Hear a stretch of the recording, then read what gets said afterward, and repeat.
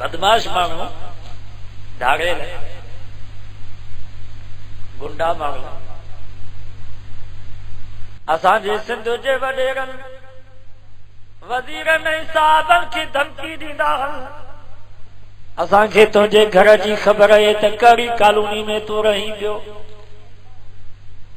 असांखे तुंहिंजे ॿारनि जी बि ख़बर आहे त कहिड़े स्कूल ऐं कॉलेज में पढ़नि पिया Please subscribe my channel Parvez Pal असांखे Official. तुंहिंजे गाॾी जे नंबर जी बि ख़बर आहे त कहिड़ी गाॾी ते तूं सफ़र कंदो आहे असांखे तुंहिंजे रूट ऐं रस्ते जी बि ख़बर आहे त कहिड़े रस्ते सां तूं ईंदो आहे 5 लख रुपया 20 राडो जूं घड़ियूं 50 बोस्कीअ जा वॻा फलानी जा ते पहुचा न त ख़ैर न थई बाबा ये धमकी ॾींदा Please subscribe my channel Parvez Pal Official. अल्लाह ने फरमायो फला ताजल अलैहिम इन्नमा नउद्द लहुम अद्दा खबरदार तकड़ न कयो तव्हां त कुकड़नि जी मेल कुतनि ऐं रिछ जी बच ते बीठा हो तव्हां त ड्रामा ऐं फिल्मूं पिया ॾिसो शराब खाननि में ज़िना खाननि में मस्त लॻा पिया हो मतां तव्हां सम्झो त रब खे काई ख़बर कान्हे का अल्लाह से फरमायो इन्नमा नउद्द लहुम अद्दा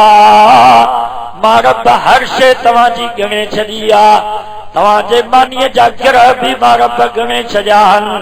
तव्हांजे पाणीअ जा ढुक बि मां रब ॻणे छॾिया आहिनि पर जेके तव्हां पसाह खणो था रब फरमाए थो मूंखे उन्हनि पसाहनि जी बि ख़बर आहे जंहिं महिल तव्हांजो हो वक़्तु पूरो थी वियो मानीअ जो गिरह तव्हांजे वात में हूंदो पर उन गिरह खे इजाज़त न मिलंदी जो पेट में वञे अॻ में तव्हां ते मौत पहुची वेंदो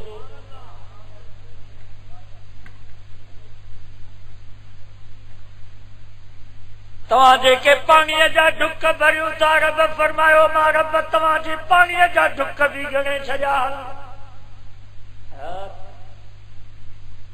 मूंखे ख़बर आहे त केतिरा तव्हां पाणीअ जा ढुक तव्हांखे नसीब थी जंहिं महिल तव्हांजो चूङो पाणी ख़तम थी वियो तव्हांजा बच्चा तव्हांजे वात में चमचनि सां पाणी पिया विझंदा पर पाणी ॿाहिरि निकितो ईंदो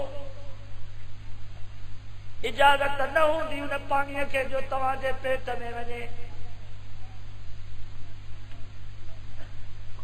हर शइ तव्हांजी ॻणिजी मतां तव्हां ईअं सम्झो त रब बेख़बर आहे अल्लाह सां फरमायो मूंखे हर शइ जी ख़बर आहे Please subscribe my channel Parvez Pal Official. इन जे करे अल्लाह सां फरमायो फमन कान यरजू लिक़ाअ रब्बिह फलयामल अमलन सालिहा अल्लाह ने फरमायो जंहिंखे इहो यकीन थी वञे त मूंखे मरणो आहे त पोइ मौत जी तयारी करे बाबा आहे नी सभिनी खे यकीन इहा तयारी छो कई अॼु सॼो ॾींहुं तव्हां सां पिया खेॾो पता इहा तयारी कान्हे अॼु सॼो ॾींहुं ड्रामा ऐं फिल्मूं पिया ॾिसो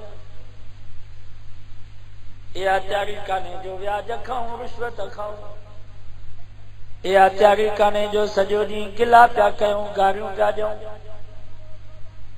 अल्लाह ने फरमायो फमन कान यरजू लिक़ाअ रब्बिह फलयामल अमलन सालिहा जंहिंखे इहो यकीन थी वञे त मूंखे रब सां मिलणो आहे रब सां मुलाक़ात थियण वारी आहे अल्लाह जे आॾो मूंखे बीहणो आहे हिसाब किताब ॾियणो आहे अल्लाह सां फरमायो फलयामल अमलन सालिहा पोइ अमल चङा करे हा मौत जी तयारी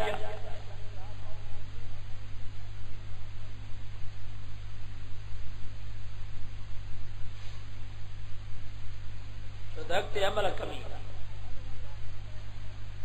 हजरत अली दई कभी कब्रिस्तान में आयो तफसीर कुर्तुबी में रिवायत है वो कब्र वारन के खिताब करे चैया अहलल कुबूर ओ कब्र वारो कुछ तव्हां हवाल जो कुछ मूंखों हवाल वठो। कब्र में आवाज आयो सोनाली पर तू हवाल दे। हजरत अली से फरमायो अन्न निसाअकुम कद तज़व्वजन, असा जो हवाल ही आ जंहिं ज़ाल जी करे तव्हां पीउ खे मारियो, जंहिं घरवारी जी करे तव्हां अम्बर खे मारियो, जंहिं ज़ालुनि जे करे तव्हां भाइरनि खां जुदा थी वियो, उन्हनि तव्हांजे ज़ालुनि तव्हांजे भरण खां बाद ॿिया घोट करे छॾिया। 4 महीना 10 ॾींहं तव्हांजे सोग में गुज़ारियऊं। 4 महीना 10 ॾींहं पूरा थिया। पाड़े जूं मायूं आयूं, संगत्याणियूं सहेलियूं आयूं, अची न बेव खे 9 वॻो पाराए, सुरमो पाराए मुड़िस जे घरां वठी वयूं अबाणे घर। ॿाहिरनि चयो केरु हिन खे पालींदो, वारो कयो हिन जे मुड़िस जो बंदोबस्त कयो। मुंहिंजे सोने अली साईं सच फरमायो अन्न निसाअकुम कद तज़व्वजन, जन ज़ालुनि जे करे तव्हां अबे खां जुदा थियो,